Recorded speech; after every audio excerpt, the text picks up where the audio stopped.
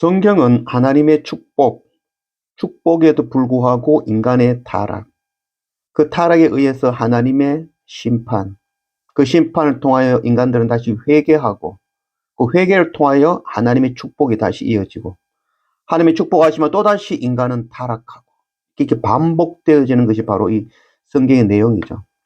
그래서 언뜻 보면 이 인간의 그 회개를 통하여서 의로워지는 것 같이 보이지만 사실 사람은 한 번도 의로웠던 적이 없었습니다. 아담으로부터 지금까지 사람들이 만든 어떤 그 모임들도 모두 무너지고 사라졌죠.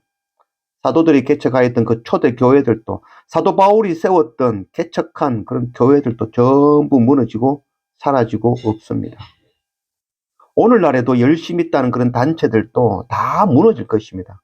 우리 단체는 다르다고 소리 높이지만 한 사람이 죽고 없어지면 그 단체는 무너지고 흩어지게 될 것입니다.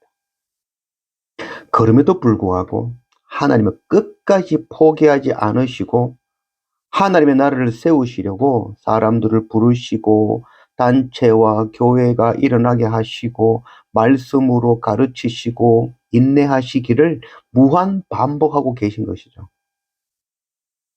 성경은 한 사람도 온전한 사람이 없고 의로운 단체와 나라는 하나도 없다는 것을 끊임없이 증거하고 있습니다. 그러면은 의로운 자는 하나도 없으니 다 멸망해야 되나요? 그렇지 않죠. 바로 십자가 예수 그리스도 오직 영원하신 분 바로 하나님이신 것이죠. 그래서 성경은 악한 인간들을 향하여 끊임없이 하나님의 사랑의 이야기를 전해주고 계신 것이죠. 우리가 읽고 있는 이 예레미야를 통해서 유대 백성들에게 예루살렘에게 주시는 말씀이지만 이 말씀은 동일하게 오늘 지금 우리에게 하나님의 끊임없는 사랑, 그 인내, 멈추지 않는 하나님의 은혜, 그것을 오늘날 우리에게도 동일하게 전해주시는 말씀인 것입니다. 1절 여호와께로부터 예레미야에게 말씀이 임하니라 이르시되 너는 여호와의 집 문에 서서 이 말을 선포하여 이르기를 여호와께 예배하러 이 문으로 들어가는 유대 사람들아 여호와의 말씀을 들으라. 너희는 이것이 여호와의 성전이라 여호와의 성전이라 여호와의 성전이라 하는 거짓말을 믿지 말라. 하나님의 말씀 성경은 믿지 않는 자에게 주는 말이 아니라 믿는 자들을 향하여 기록된 말씀이죠. 그래서 먼저 믿고 말씀을 받고 택함 받아 믿지 않는 자들에게 전하게 하시는 것이 바로 하나님의 말씀이죠. 그래서 하나님께서는 믿는다 하며 성전으로 나오는 자들을 향하여 2절 4절 말씀에 여기는 하나님의 성전이 아니다라고 선포하라고 하시는 것이죠. 우리가 교회에서 많은 예배를 드리죠. 주일 예배, 오후 예배, 새벽 예배, 수요 예배, 금요 철학, 구역 예배 등등 오늘날의 많은 예배들을 일주일에 한 번씩 매일 드리는 그런 예배들이죠. 이 예배 드리는 곳을 여호와의 성전이라 교회라 하지만 하나님께서는 이를 거짓말이다, 믿지 말라, 하나님의 성전이 아니다라고 이야기하고 있는 것이죠. 성전이라며 교회라며 나와서 세상에 복받기 위하여 예물 들고 하나님께 나아간다면 그곳은 교회가 아니라 우상을 섬기는 산당이 되어지는 것이죠. 만난 거 먹고 즐기며 만남을 위한 모임이라면 그것을 예배라고 할 수 없는 것이죠.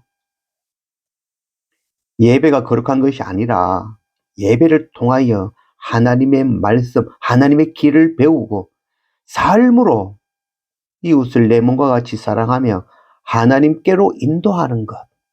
그것이 바로 거룩한 예배인 것이죠.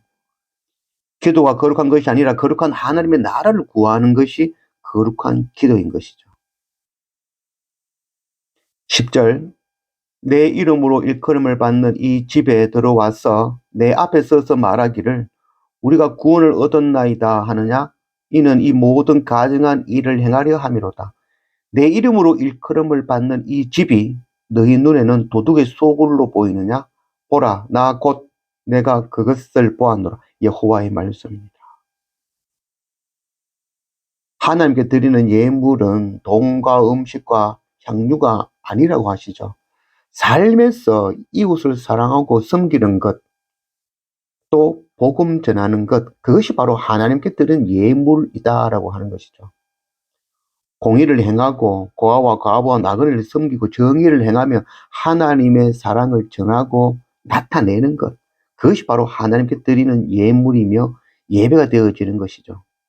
이런 것 행하지 아니하면서 이 땅의 것 구하며 예물 들고 하나님께 나와서 이 땅의 소원 구하면서 나아오면서 나는 구원받았다 하는 것, 구원을 얻었다 하느냐? 가정하다. 너희는 구원이 없다라고 10절 11절 말씀이 지금 하고 있는 것이죠. 마가복음 11장 17절, 이에 가르쳐 이르시되 기록된 바 내 집은 만민이 기도하는 집이라 칭함을 받으리라 하지 아니하였느냐? 너희는 강도의 소굴을 만들었도다 하시매. 삶 속에서 예배가 되지 않고 고아와 과부와 이방인들을 압제하고 무죄한 자의 피를 흘리며 세상의 돈을 따라 움직이며 성전으로 나와서 땅의 것 구하며 헌금 드리고 예배를 한다고 하는 것, 그것이 바로 거짓이다.